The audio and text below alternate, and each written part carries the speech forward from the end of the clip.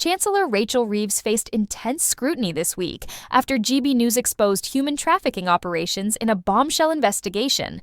The heated televised interview with host Bev Turner revealed uncomfortable truths about government inaction on illegal border crossings. The confrontation began when Turner demanded answers about the network of smuggling gangs that GB News had tracked down with shocking ease. Her question was direct and uncompromising. Will you act on what we've uncovered and dismantle these gangs, or will you continue to let them flood people into Britain? The Chancellor's response was hesitant, evasive, and filled with political deflection that left viewers questioning her commitment to border security. The interview started with disappointing economic news. GDP had shrunk by 0.3%, marking another troubling indicator for the struggling economy. Reeves attempted to deflect responsibility, blaming external factors like tariffs, while conveniently omitting her own policy decisions. She failed to mention that the national insurance increase for employers had kicked in during the same month as the economic decline.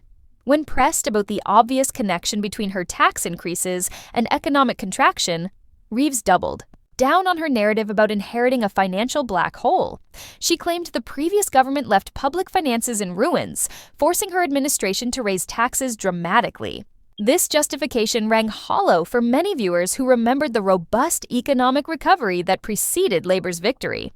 The Chancellor attempted to paint a positive picture of government spending, highlighting increased funding for defence, healthcare, and infrastructure projects. She emphasized investments in nuclear energy, affordable housing, and transport links between cities. However, these claims felt disconnected from the reality facing ordinary British families struggling with rising costs and job losses. Turner confronted Reeves with stark employment statistics showing record numbers of people leaving the payroll system. Small businesses are closing at unprecedented rates, and working families cannot afford basic necessities. The human cost of government policies has become undeniable, yet Reeves seemed unable to offer meaningful reassurance to struggling citizens. If you're shocked by how disconnected our politicians seem from real-world consequences, make sure to subscribe for more coverage that mainstream media won't provide. Reeves claimed wages had increased more in 10 months under Labour than in 10 years under the Conservatives. This statistical manipulation ignored the crushing tax burden and inflation that have actually reduced disposable income for most families. Her examples of government assistance, including warm homes programs and free school meals, felt like bandages on a severed artery.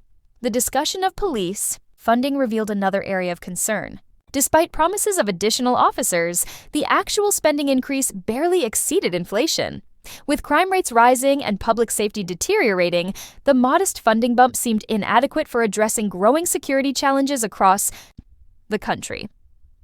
The most explosive moment came when Turner confronted Reeves about the GB News investigation into human trafficking gangs. The ease with which journalists had exposed these criminal networks highlighted the government's failure to secure borders effectively. Reeves promised to share the evidence with the Home Office and announced additional funding for border security. But her response lacked urgency and specificity. Her commitment to ending asylum hotel usage during this parliamentary term and deporting illegal immigrants sounded like familiar political promises rather than concrete action plans. The pattern of announcements without implementation has become a hallmark of this administration's approach to immigration challenges. Meanwhile, Nigel Farage delivered a masterful response to Reeves' parliamentary mockery during his evening show. The Reform UK leader dismissed her Westminster humour as tired and unoriginal, suggesting she lacked the wit to craft decent jokes herself. His live television demonstration perfectly illustrated the disconnect between political theatre and public concerns. Farage's on-air toast with drinks from the Westminster Arms was more than theatrical flourish.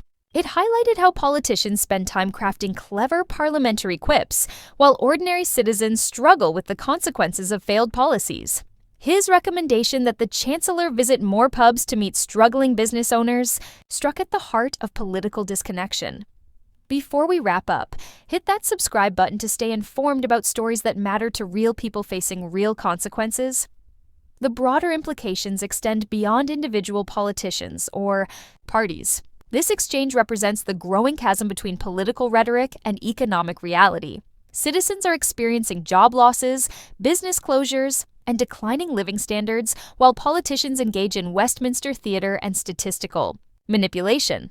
The human trafficking investigation exposed not just criminal networks, but governmental incompetence in addressing fundamental security challenges. When journalists can easily track down smuggling operations that authorities claim to be targeting, questions arise about either capability or commitment. The economic data, employment statistics, and public safety concerns paint a picture of systemic failure across multiple policy areas. Rather than acknowledging these challenges honestly, political leaders continue offering deflections and half measures that fail to address root causes. This moment demands accountability from elected officials and honest reporting from media, outlets willing to ask difficult questions. The alternative is continued decline masked by political spin and statistical manipulation that serves politicians rather than citizens.